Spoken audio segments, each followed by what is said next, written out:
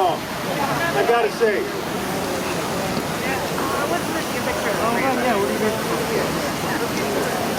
Testing, testing. And we find ourselves living in the land of 10,000 evictions. Land of forgotten faces. Land of forgotten lives. Land of golden gated community where you throw away time, memory, and the key. Land of 10,000 quaint postcard, postscript, post-mortem fairy tales. Land of rolling hills and bills paid for by the poor and working class. Land where black is a curse, criminalized, shot dead for being, breathing, living what's in the skin. Land of 10,000 false friends and 10,000 curses welling up in the pent-up drums of our ears. Land of 10,000 elders living in fear of eviction, the trembling fear in their bellies tightening into a fist, breaking through the brick wall faces of the faceless, invisible greed whose face is everywhere. Land of rolling hills and rolling lies and cable car lullabies that lull you to sleep with your eyes open. Land of the crooked street, crooked eyes, crooked tongue, crooked smile. Land of 10,000 tattoos burned onto the sacred ground of our skin, the sacred mural of our skin, the sacred skin of our skin.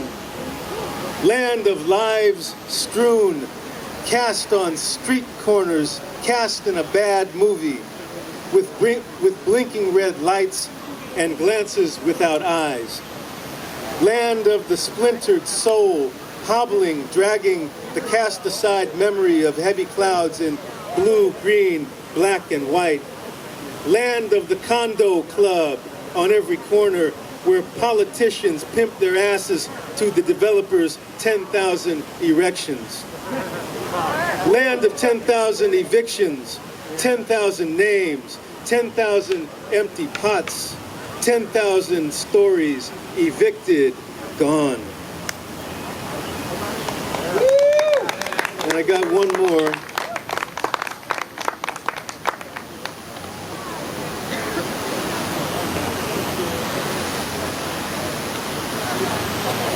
How many of you used to have a reel-to-reel tape recorder?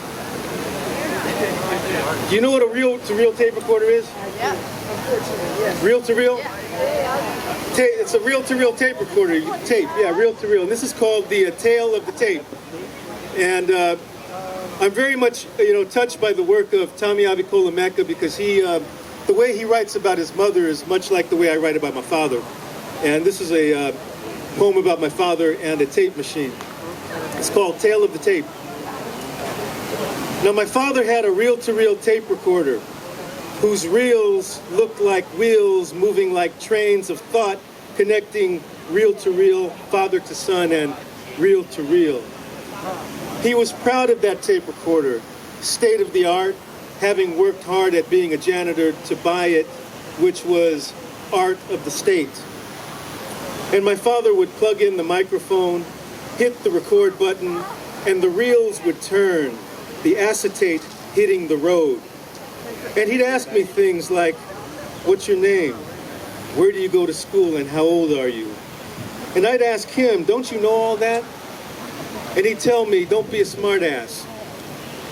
He would hit the stop button and play it back. My voice sounded funny like popcorn caught in mid-throat, while my father sounded like my father. And sometimes he would put on the boxing gloves and we would duke it out. He hit record by mistake during one of our boxing matches, and it caught everything until the tape ran out. And now, some 40 years later, I came across that tape machine in my father's garage. I slapped the tape on and hit play. I heard it all. the little boy I'd been and the punches and grunts and thuds from our boxing match.